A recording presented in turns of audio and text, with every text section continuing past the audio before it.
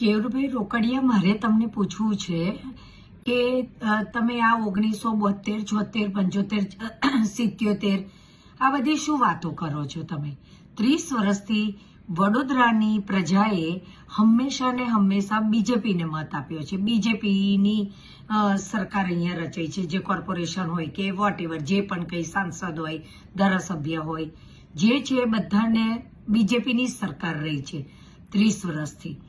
ગુજરાતમાં 30 વર્ષથી ભાજપની સરકાર છે, બરાબર?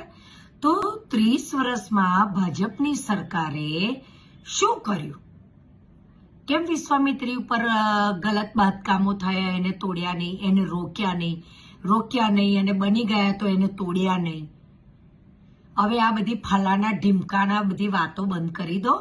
તમે આ બધા જ આપણે ભાજપના કાર્યકર કહેવડાવવામાં હવે શરમ આવે છે.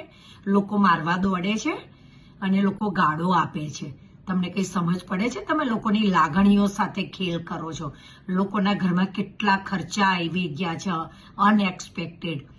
એક સાંધેને તે તૂટે એવો ઘાટ થયો છે. ઘરની બધી વસ્તુઓ બગડી ગઈ છે, ગાડીઓ બગડી ગઈ છે, કેટલા ખર્ચા ઉપર ખર્ચા આવ્યા છે. આ પૈસા કોણ આપવાના છે?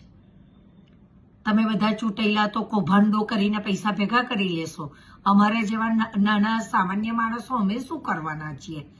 એટલે આ બધું ફલાના ઢીમકાના બંધ કરો. એકબીજાની ઉપર દોષારોપણ કરવાનું અને વિશ્વામિત્રી ઉપર બાંધેલા ગેરકાયદેસર બાંધકામોને તોડો, અગર હિંમત છે તો.